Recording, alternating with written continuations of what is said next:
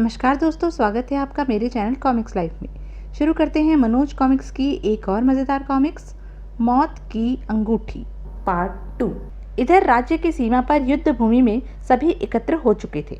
राजा सूर्यकांत ने सेनापति से पूछा, सेनापति जी, क्या युद्ध भूमि में राज्य के सभी पुरुष योद्धा आ गए हैं? जी महाराज, लेकिन क्या सेनापति जी? महाराज, ना जाने क्यों युवराज चंद्रकांत अभी तक युद्ध भूमि में नहीं पहुंचे हैं। क्या युवराज चंद्रकांत अभी तक यहाँ नहीं पहुंचा है? हाँ महाराज। सुनकर सूर्यकांत चिंता में पड़ गया। तभी घोड़े पर सवार चंद्रकांत वहां आ पहुंचा। युवराज, तुम अब आए हो? क्या तुम्हें समय का तनिक भी ख्याल नहीं है? क्षमा करें पिताजी महाराज, मुझे यहाँ पहुँचने में थोड़ा विलंब हो गया। युवराज, हमें तुमसे ऐसी त्रुटि की आशा नहीं थी। जाओ, जाकर अपना स्थान ग्रहण करो। जो आज्ञा पिताजी महाराज। घोड़े से उतरकर चंद्रकांत एक ओर चल दिया। इधर निशिकांत के धूर्त साथी आपस में फुसफुसा रहे थे, यही उचित समय है। अब हम सबको आगे बढ़कर राजकुमार निशिकांत द्वारा समझाई बातों को महाराज सूर्यकांत से कहना चाहिए। तुम ठीक कह रहे हो। तब उनमें से एक ने आगे बढ़कर सूर्यकांत से कहा, महाराज, युवराज चंद्रकांत युद्ध भूमि में दोपहर बीत जाने के पश्चात आए हैं, इसलिए दंड स्वरूप उन्हें तुरंत खौलते हुए तेल की कढ़ाई में डालने का आदेश दो। सैनिक, क्या बक रहे हो?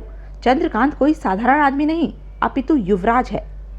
तब दूसरे सैनिक ने आगे बढ़कर कहा, महाराज, युवराज हो या कोई साधारण आदमी हो, सबके लिए एक जैसा आदेश होना चाहिए। आप भेदभाव कर रहे हैं। महाराज, आप पुत्र मोह में पड़कर युवराज की रक्षा करना चाहते हैं। हम आप जैसे अधर्मी राजा के लिए युद्ध नहीं करेंगे महाराज। सैनिकों की बात सुनकर सूर्यकांत हक्का बक्का रह गया। सैनिकों में विद्रोह की चिंगारी उत्पन्न हो चुकी है। इनके विद्रोह को किस प्रकार दबाया जाए? सूर्यकांत को सोच में पड़ा देखकर चंद्रकांत ने उससे कहा, पिताजी महाराज, आप किस सोच में पड़ गए? ये सैनिक ठीक कह रहे हैं। मैं देर से आने का दोषी हूँ।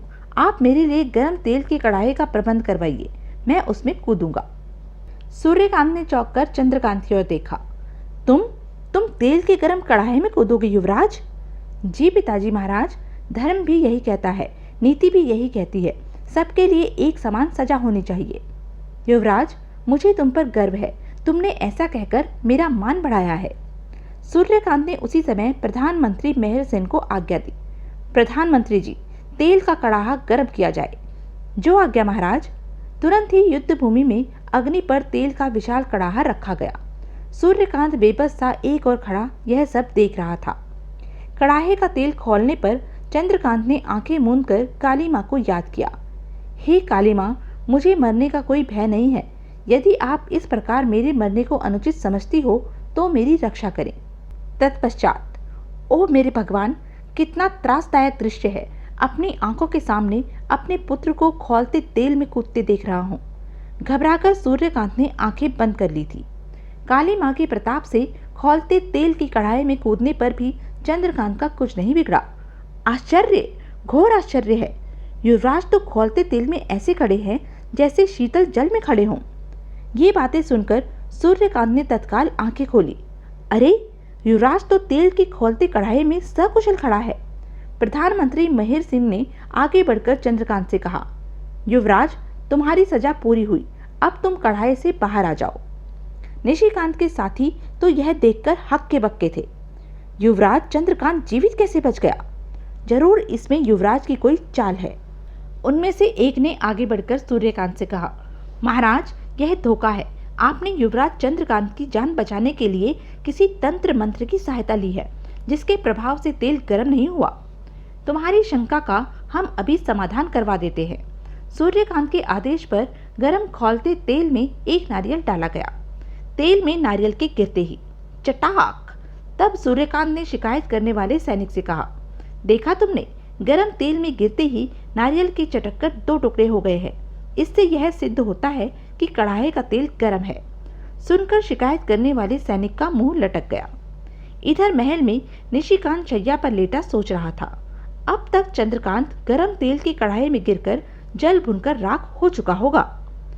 इधर युद्ध भूमि में सूर्यकांत चंद्रकांत से पूछ रहा था, युवराज, खौलते तेल की कढ़ाई में से तुम सकुशल जीवित कैसे निकल आए? पिताजी महाराज, यह सब काली माँ का प्रताप है। अभी सूर्यकांत और चंद्रकांत आपस में इस प्रकार का वार्तालाप कर ही रहे थे कि ओह, सामने से धूल उड़ती दिखाई दे रही है। लगता है हरि सिंह अपनी सेना के साथ आ पहुंचा है।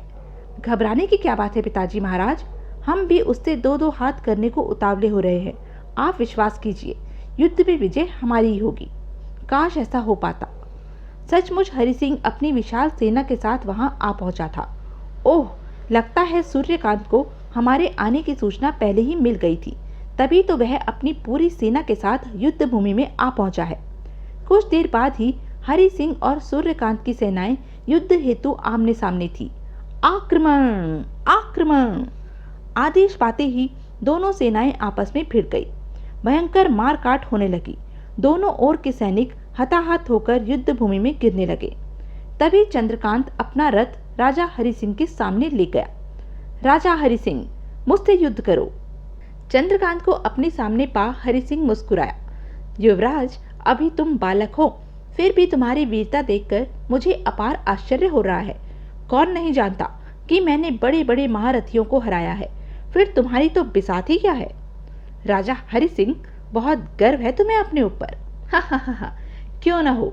अरे नादान, मुझे दुर्गा माँ का वरदान प्राप्त है, अतः मुझे कोई नहीं मार सकता, इसलिए मैं तुम्हें युद्ध में हरा दूंगा तो कोई बड़ी बात नहीं होगी। अच्छा है कि तुम स्वयं ही हार मान लो। अभिमानी हरि सिंह, तुम जब जब विजयी हुए हो, दुर्गा माँ का दिया वरदान तुम्हारा साथ दिया करता था, लेकिन आज वह वरदान तुम्हारी कोई सहायता नहीं कर पाएगा, इसलिए आज तुम्हारी पराजय निश्चित है। यदि ऐसी बात है तो हठीले युवराज, मैं भी तो देखूं कि तुम्हारी बातों में कितना दम है। यह सुनते ही एक ही छलांग में चंद्रकांत हरि सिंह के रथ पर पहुंच गया। अगले ही पल दोनों युद्ध हेतु आपस में भिड़ गए। चंद्रकांत ने मौका देखकर हरि सिंह की गर्दन पर काली मां द्वारा दी गई तलवार से वार किया। खचाक! आह! हरि सिंह की गर्दन कटकर हवा में उड़ चली। यह देखकर हरि सिंह की सेना में भगदड़ मच गई। महाराज मारे गए, भागो, यहाँ से भागो! हरि सिंह की सेना युद्ध भूमि से भागने लगी। इधर आकाश में खड़ी काली मां दुर्गा से कह रही थी, क्षमा करना बहन दुर्गा, हरि सिंह को तुम्हारे दिए वरदान को असफल करने के लिए मुझे अपने भक्त चंद्रकांत को अपनी तलवार देनी ही पड़ी। काली बहन, मैं तुमसे रुष्ट नहीं हूँ। मैंने हरि सिंह को जो वरदान दिया था, उसकी आड़ में वह निरपराध लोगों को सताता रहता था। वह कुमार्ग के रास्ते पर चल निकला था, उसका अंत होना ही चाहिए था। मुझे यह सुनकर बहुत खुशी हुई है दुर्गा बहन। इधर हरि सिंह की मृत्यु का समाचार जब सूर्यकांत को मिला तो वह दौड़ा दौड़ा चंद्रकांत के पास आया। युवराज, दुर्गा माँ के वरदान को प्राप्त हरि सिंह को तुमने कैसे मार गिराया? उसका सिर कटकर आकाश में क्यों उड़ गया? वह कटकर पृथ्वी पर क्यों नहीं गिरा? पिताजी महाराज, यह भी काली माँ के प्रताप से ही हुआ है। युवराज, शत्रु सेना युद्ध भूमि छोड़कर भाग चुकी है।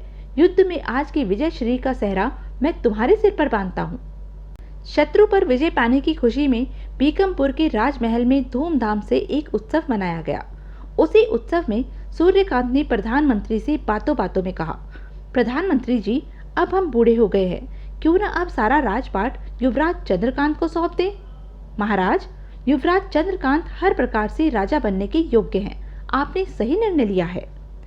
तब ठीक है प्रधानमंत्री जी, आज से 6 माह पश्चात पूर्णिमा के दिन हम युवराज चंद्रकांत को भीकमपुर का राजा घोषित कर देंगे।